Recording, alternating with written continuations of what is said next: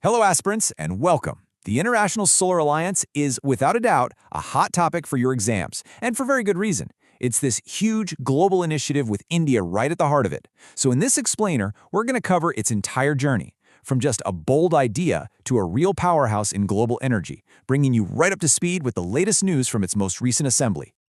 So here's our game plan. We'll kick things off with the basics of the ISA. You know, the what and why. Then, we'll walk through its key developments, really honing in on the outcomes of its recent assemblies. We'll also zoom in on India's absolutely critical role before tying it all together into a nice, clear summary, perfect for your exam prep. All right, first things first, let's get a solid grip on the fundamentals of the International Solar Alliance. You've got to understand where it came from and what it's trying to do to really appreciate its significance on the world stage. Let's trace the ISA's journey, shall we? It all began back in 2015 at the big COP21 climate summit in Paris. It was a joint initiative by India and France. But hey, pay close attention to that 2020 date. That's a game changer. It's when the ISA went from being sort of a solar club for sun-rich countries to a truly global organization, opening its doors to every single UN member. So what is the ISA exactly?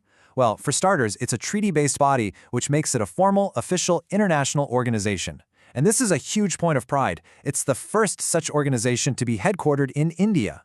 Its whole mission is to hit the accelerator on solar power deployment across its 125 member and signatory countries.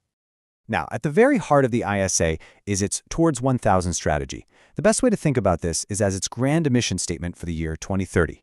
It's broken down into three huge, really memorable goals to basically define everything the organization does. First up, a target of 1,000 gigawatts of installed solar capacity. Now, to put that number into perspective, that's enough clean energy to power hundreds upon hundreds of millions of homes. It's an absolutely massive goal for global clean energy.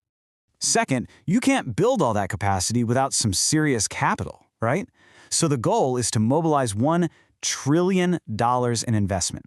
And this isn't just about government funding. It's about creating market conditions that pull in both private and public money for solar projects all around the world. And third, and you could argue this is the most important one, this is about people. The ISA aims to bring clean energy access to 1 billion individuals. So just remember those three pillars: 1,000 gigawatts of power, $1 trillion in investment, and 1 billion people served. That's the Towards 1000 strategy in a nutshell. Okay, let's fast forward a bit to the 7th Assembly. It's really important to see how this event laid the groundwork for all the latest updates. This assembly is where they really started setting the stage for the action-oriented programs we're seeing today. The 7th Assembly was all about launching key programs. Now, there are two I really want you to remember. First, the Global Solar Facility, which is designed to make solar projects in Africa less risky for investors. And second, the Star Sea Initiative, which focuses on training and skill development. Keep these two in mind because they become even more important later on. And this table, it's a brilliant snapshot of the leadership structure for the 2024-2026 term. No surprise here, India was elected president with France as co-president, which really reaffirms that founding partnership. And look at the vice presidents. It shows that equitable geographical representation that's so core to how the ISA works. Okay, now for the really fresh stuff. The most recent and relevant updates coming straight out of the 8th Assembly held just days ago at the Bharat Mandapam in New Delhi. This is where you see the ISA's focus shift decisively from just talking to doing, from advocacy to real action. President Droupadi Murmu's keynote address absolutely set the tone. This quote is so important because it signals a major strategic shift. The focus is moving beyond just raw infrastructure and energy capacity to something much deeper, inclusive development and the direct human impact of solar energy. So the crucial point here is the launch of these very concrete, actionable programs.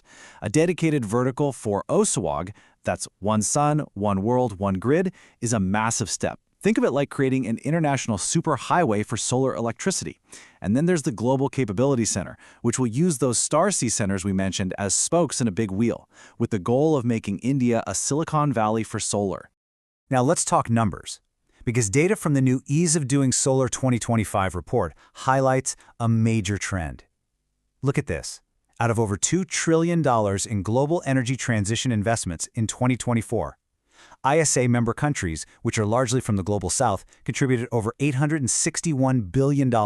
This shows the rising leadership of the developing world in clean energy. It's a huge deal. And check this out. Another key report, Solar PV Skills and Jobs in Africa, projects some absolutely explosive growth. From around 226,000 jobs today, the solar workforce in Africa is expected to grow to somewhere between 2.5 and 4.2 million by 2050. This is a critical data point for understanding the immense potential for development and employment that solar brings to the continent. So we've mentioned it a few times, but let's really zoom in now on India's pivotal leadership role. See, India isn't just the host country. It's the driving force behind the ISA's entire vision and all of its actions. This quote from Union Minister Prahlad Joshi really sums it all up, doesn't it? It's all about India leveraging its own incredible success story in solar to empower other developing nations. This is a model of what we call South-South cooperation, moving beyond old aid structures to genuine partnership and shared growth. And this leadership isn't just talk, it's backed by some staggering numbers on the ground. With an installed capacity of nearly 91 gigawatts, which, by the way, is a 30-fold increase in just 9 years, India has become the world's third-largest solar power producer and fourth-largest in overall renewable energy capacity. Incredible. India's commitment is all formalized in its 5 Panchamrit targets, which were announced at COP26. Okay, exam aspirants, this is for you. A great way to memorize these 5 points is with the contextual mnemonic NESIN. Got it? That's N for non-fossil, E for energy, C for carbon, I for intensity, and N for net zero. Just remember NESIN to recall India's 5 climate pledges. Okay, let's bring it all home. Think of this next slide as your ultimate revision guide, your high-yield, last-minute cheat sheet. We've distilled all the key facts, figures, dates, and terms you're going to need. Pay really close attention to everything in bold here. You need to know the founding details: COP21, India and France, headquarters in India.